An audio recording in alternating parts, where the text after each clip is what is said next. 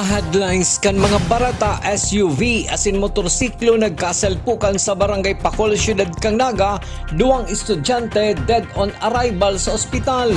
Sa miyembro kang NPA sa Sorsogon, gadan sa engkwentro. Mga estruktura sa drug den sa barangay Sibobo, Calabanga, Camarines Sur, ginaraba kang PNP. Musikang Bicolano, madadalan sa Tanog Banda 2026. Uya na mga bareta sa aldaw na ini. Ako po si Chris Palomania. Dead on arrival sa ospital ang 22 anyos na rider asin 18 anyos na back rider ng motorsiklo matapos maka-head-on collision Naga. Asin ang back rider, kilometro 8, Barangay Pacol, Syudad ng Naga, pasado alas 4:10 kasuod manghapon, Marso 26. Sigon sa PNP Naga, haling Pacol ang motorsiklong pinagmamaneho kang sarong 22 anyos na estudyante. Kaibahan, ang 18 anyos na back rider, haling Pacol ang motorsiklong pinagmamaneho kang sarong 22 anyos na estudyante. Kaibahan, ang 18 anyos na back rider na graduating sa senior high school. Pauli na subuot ang duwa pasiring sa sentro kang Naga, ang mga ini sa pasakat na SUV. Kita ning aksidente duman sa kilometer 8 Barangay Pacol duman sa nangyaring aksidente. Sa ngunyan, nasa kustodiya muna kan Police Station 4 ang driver kan SUV na posibleng mahampang sa reklamong reckless imprudence resulting to multiple homicide and damage to property. Alagad posible man ining makapagpiyansa para temporaryong makaluwas sa karsel. Para sa GNN TV 48 Naga, Cristina Valenzuela, Newsbreak. Mientras tanto, napapatintihan ang unyan sa saindang residensya sa Calle Paraiso, Barangay Santa Cruz, Syudad ni Naga, si alias Joshua, ang 18 anyos na back rider kang motorsiklong nakasalpukan kan sarong SUV sa kilometro 8 Barangay Pacol, Syudad ni Naga, kan suugmang hapon. Istorya kang ina kang biktima, nahali sa yabo ang sa iyang aki para mag-swimming. Winalat subuot ka ini ang sa iyang motorsiklo asin nagsuno sa iyang amigo. Daiman masabi kang ina kang biktima kung yaon sa impluensya ning arak ang mga biktima kang nangyari ang insidente. Ang nanghali siya sa yabo. Nag-swimming. Tapos, pauli na po ata may nag-apod sa ko. Yun na po ito, na-aksidente da. Sabi ka po si motor niya, pigwalat. Pigwalat. Suno lang siya dumang. Baka ride lang po siya. Pero may helmet po si Joshua. Siya po ito. Si driver po ata ang may. Possible mo nag-irinom sila paghali sa swimming. Hindi ko lang po. Possible po ata. Huli kang nangyaring salpukan ng motorsiklo asin SUV sa may kilometro 8 Barangay Pacol, Syudad ng Naga, kung saan dead on arrival ang duwang estudyante, liwat na nagpatanid ang PNP Naga sa mga motorista na magdoble ingat sa pagmamaneho. Sigun kay Police Captain Daisy Angeles, responsibilidad kang lambang motorista na pasiguruhon ang saindang sadiri asin kapwa motorista. Saro subot ini sa mga epektibong paagi para malikayan ang mga insidente sa tinampo. Pero may pinapagirom doon sa mga motorista no, na magdoble ingat. May yung madaog duman sa mga motorista na nag-iingat kasi kung dapat ang responsibilidad kang bawat sarong motorista para maging safe kita sa kalsada na dapat pareho nag-iingat kasi kung saro lang nag-iingat ang saro dahil so magkakaigwa pa din yung insidente or na-aksidente. So mag-iingat kita and mas maray na magluway-luway sa pagmamaneho. Dahil man kita garong hinahabol na emergency. Sa ibang bareta, ginibukan sa ugma ang Memorandum of Agreement signing sa pagultanan kang Syudad ng Naga asin 8 badwaan sa Camarines Sur na kinababalehan kang Bumbon, Kanakman, Magaraw, Kamaligan, Gainsa, Milaor, Minalabak, asin Pili para sa pagiging District Abattoir kan presenting Naga City Abattoir. Enot ng pinaliwanag ni National Meat Inspection Service Regional Director Dr. Alex Templonuevo na dakulang tabang ini sa mga banwaan na mayo pang slaughterhouse.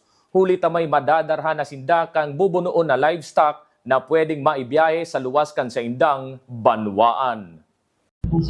Magkakaigwa po ni MOA signing ng Naga City District Abattoir with Mayor Lenny.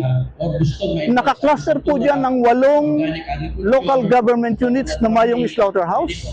Mag-MOA signing sila. Therefore, clustered municipality, duman sila mapabuno sa District Abattoir of Naga. One way po ng mitigation ta para safe ang karne na iluluwas. In that way, pag nabuno dyan, pwedeng makaluwas ang produkto papuntang Manila at Mindanao. So yan po ang mangyayari. Domestic, regional, provincial level. Ang takbo po kan sa ito yung produkto. So, ini pong 8, si dati lang po yun, bago pong 8. Arin po. Ini pong 8 na mamawasay ni, si dati lang po yun. 6 kang hinot, ano?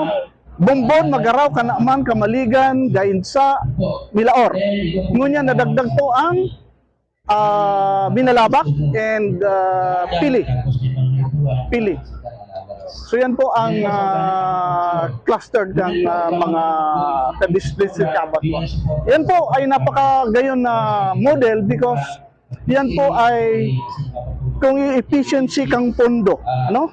Imagine kung ang 8 LGU sa tag 25 million na lang pira na yan. Samantalang yan 55 million halimbawa na slaughterhouse district abattoir. Di ba na utilize mo si fund ng lesser pero efficient. And efficiency kang meat inspection. Yaon. Padagos sa mga bareta, ngunyan na namamatean na ang pag-init kang kapalibutan. Nagpatanid sa publiko ang City Environment and Natural Resources Office na maglikay sa pagruluwasan kang mga halas na pwedeng maghanap ng mas preskong lugar. Kang nakalihis na Domingo, Petsa 22, sarong reticulated python ang pinag-turnover hali sa barangay Kararayan asin sarong makamandag na kobra ang pinag-turnover man kan mga residente kang barangay San Felipe. Ang mga ini ang binubutasan man giraray alagad sa lugar na harayo na sa mga tao. Sa samuyang pagbabali, drug den sa bukid na parte kang barangay Sibubo, Calabanga, Camarines Sur, ginaba asin pinaglinigan kang PNP. Iyan asin iba pang nangingenot na mga bareta, digdilang sa GNN TV48 Naga News Break. The digital age is here. They warn us of a cold, efficient world where the human touch is lost to automation. But we refuse to accept that choice. At Naga College Foundation, we believe the best future is one led by heart. We equip you with the skills you need to thrive. From our dynamic programs in finance and business, to the hands-on fields of IT and engineering, through our vital health sciences, our justice programs in criminology, and the crucial roles of education in the arts, we cover the entire spectrum of tomorrow's workforce. Here, you don't just become future ready, you become a worker with empathy, a leader who understands that technology must serve humanity. Choose the college that prepares you not just for the job, but for the world. The future is here at NCF. Enroll at Naga College Foundation. Let us build a brighter, kinder tomorrow.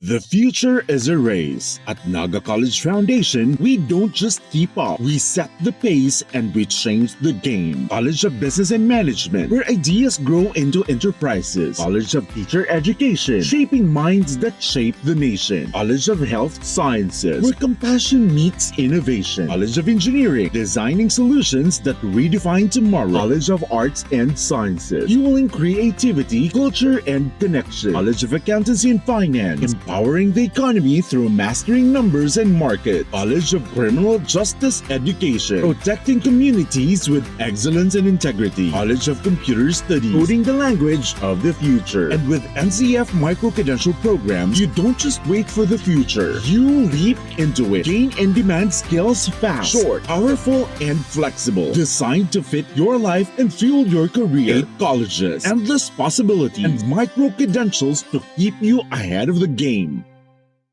Seeing clearly shouldn't mean traveling far from home. At Camsur Eye Center, world-class care is right here in the heart of Rinconada and the Bicol region. With advanced diagnostic tools, ophthalmology specialists, and a team that treats you like family, we bring expert eye care. From children's screenings to managing cataracts, glaucoma, and diabetic eye conditions without the need for long trips. Because your vision matters, and so does your time. Camsur Eye Center, world-class eye care just around the corner. Sa pagpapadagos kang mga bareta, sa Abril 10 na gigibuhon ang cash relief assistance para sa mga tricycle drivers sa irarom kang assistance to individual in crisis situation kang DSWD. Kabali sa mga matatauan iyo ang mga para-tricycle sa syudad ning Naga na igwang professional driver's license asin dapat miyembro kang Registered Trimobile Operator and Drivers Association. Kabali sa mga nagluluwas na kahapotan, kung pwedeng makakuha ning ayuda, ang para-tricycle alagad dai miyembro kan TODA.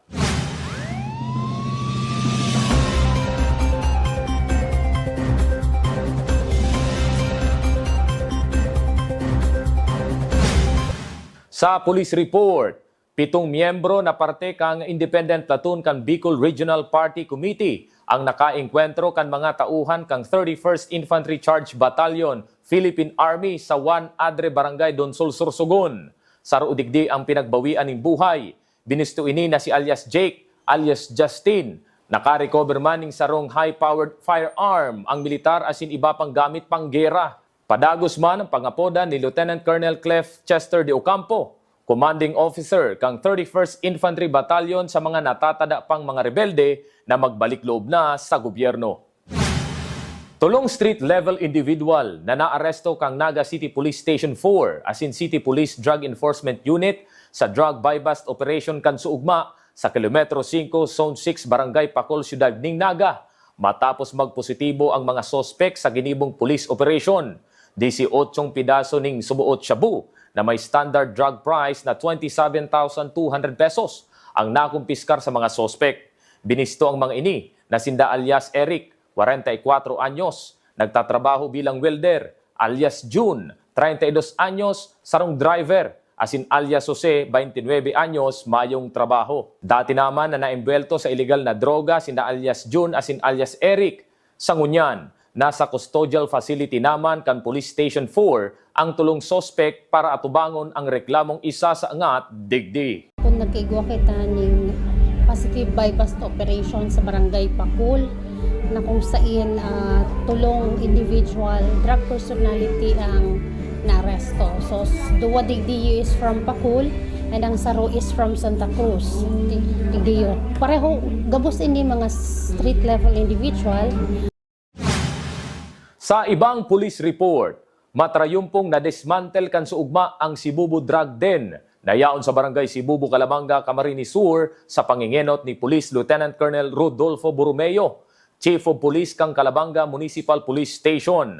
Kaibahan si Mayor Philip Dumalasa, asin mga opisyal kang Barangay Sibubu kang nasabing banwaan. Ginaba kan mga otoridad ang mga temporaryong istruktura na pinagtutubodang ginigibong pwestuhan kang mga naggagamit ng illegal na droga. Nadiskubre man ang tambak na aluminum foil asin man lain-lain na lighter na pinagtutubodan hali sa mga personang imbwelto sa paggamit ng illegal na droga. Sikat man subuot sa barangay ang nasabing lugar na pwestuhan kang mga naggagamit ng illegal na droga. Sa ibang police report, Anti-Violence Against Women and Their Children Act o Republic Act 9262 ang inaatubang na kaso kan sospek na inaresto kan mga personahe kan Iriga City Police Station sa irarom kang Manhunt Charlie Operation sa Barangay San Nicolas kang nasabing syudad. Kaipuan man makapiyansa ning 72,000 pesos ang nasabing akusado para makaluwas siya sa karsel. Mayo man ibang kaso ang sospek basado sa ginibong verification kang PNP sa saindang e-warrant system. Sa ibang bareta, isasaraat yan alas 8 ning Banggi hasta alas 11 ning Banggi, Marso 28 ang MT Villanueva para tawandalan ang Tanog Banda, the 3rd Bicol Brass Band Competition bilang parte kang Carles Weekend. Pinaglalaoman na parehong mapahiling kan sa indang tibay ang mga partisipantes hali sa Sorsogon asin Camarines Sur. Inaabisuhan man ang mga motorista na gamiton ang gabos na alternatibong agihan asin planohon ang sa indang mga biyahe urog na kung maagi sa nasabing lugar. Sa ibang bareta, musikang Bicolano ibibida sa Tanog Banda 2026. Ang detalye sa report ni Campus Correspondent Jobert Azur.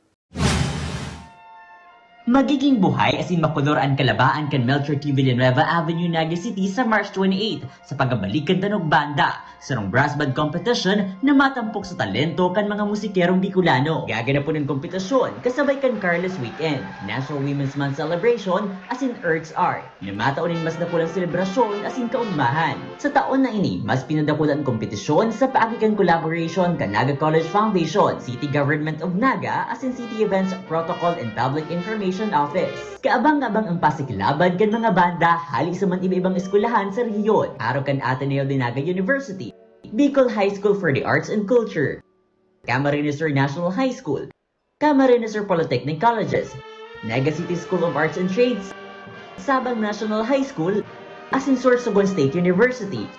Sigun kay Mr. Venre Chermojeno, Band Director kan NCF, sarong platform subuot ang Tanog Banda sa mga Bicolanong musikero, lalo na sa mga jóvenes para maipabisto ang sa ilang talento asin mapahiwas pa ang pag-apresyar sa tradisyon kan band music sa Bicol. Ang Tanog Banda ay isang legacy project ni Sir Ben. Nag-start nung 2007. Ang concept ng Tanog Banda ay competition, brass band competition sa Bicol region. Ang objective nito ay para ma-showcase ang Bicolano music talents and then para mapagpatuloy ang ating love for band music. Para man sa City Government of Naga, ang pagkondusir kan kompetisyon sa halimbawa kan kooperasyon kan mga institusyon, arog kan Naga College Foundation sa pagpreserbar asin pagpapayaman kan arte asin kultura sa syudad. Mamauto kay ni na sigabos na mga eskwelahan, bako lang iyan kundi mga organisasyon man sa arte asin kultura, maging katuwang kang syudad sa pagsagibo kan mga okasyon, urog ng gayo sa parambong, pagtulod kan arte asin kultura sa satuya pong syudad. Sa kabtang pong ini, kan sa tuyang co-creation program, ang partner tapo iyo ang Naga College Foundation. Ang Tanog Banda 2026, bakusan ng kompetisyon, kundi sarong selebrasyon kan talento, collaboration asin padagos sa pagpapabisto kan musikang Bicolano. Para sa GNN TV48 Naga, Jobert Azur, Newsbreak. Iyan ang mga bidang baretang nakalap kang mas pinakusog na puwersa kang GNN TV48 Naga News and Bicol Affairs. Dahil malingaw na i-follow ang samuyang official Facebook page, GNN TV48 Naga. Padagos kaming mahatod ng mga baretang garantisadong nangingenot asin napapanahon. I-hit ang subscribe button sa samuyang official YouTube channel, GNN TV48 Naga, para updated kita sa mga bareta asin istoryang bida ang Bicolano. Ako po si Chris Palomania, asin ini ang GNN TV48 Naga Newsbreak. Tanga diri ko nababay na GNN TV48 Naga. Kalma! Lumipat lang ang GNN TV48 Naga sa Channel 48.1. What? Direk, ang simple lang ng solusyon dyan. Kunin ang remote, pumunta sa menu Setup o Settings, at hanapin at pindutin ang scan at hintayin. Then, boom! Balik na sa GNN sa Channel 48 mo. Para sa mga balitang nanguna at napapanahon, at sa mga programang suwak sa panlasa mo, tutok lang sa GNN TV48 Naga, Bida ang Bicolano. Be a champion, be a tiger today. NCF's the quest, lights lighting your way. At the Naga College Foundation Basic Education Department, we provide an environment where innovation is nurtured and resources promotes collaboration and discovery. Our students benefit from hands-on learning in cutting-edge science and technology laboratories, bridging theory with practical application. We maintain a supportive institutional framework, ensuring a safe, clean, and academically focused atmosphere for every student. Beyond academics, our comprehensive facilities, including sports, develop leadership, teamwork, and discipline. NCF is proud to be a lasting ISO accredited institution, a recognized mark of excellence and high-quality education. This is Naga College Foundation Basic Education Department. Changing the game.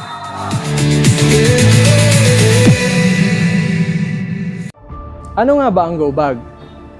Ito ay isang halimbawa ng go bag.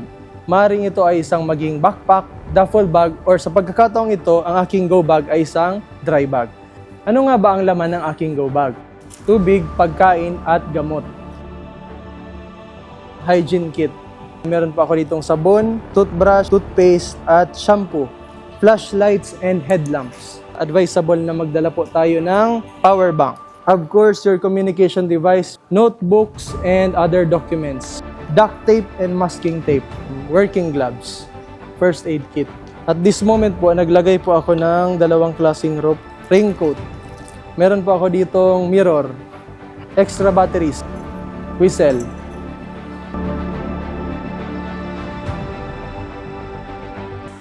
Ang layunin ng Bureau of Fire Protection ay ligtas na buhay at ari-arian. Sa muli po, ako ay si Fire Officer Juan Baquero from Bureau of Fire Protection, Naga City Fire Station na nagpapaalala, laging maging handa para ligtas sa sakuna.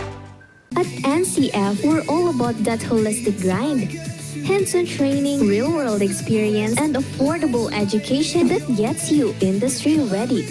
Shoot to edit? Dito, from concept to screenwriting.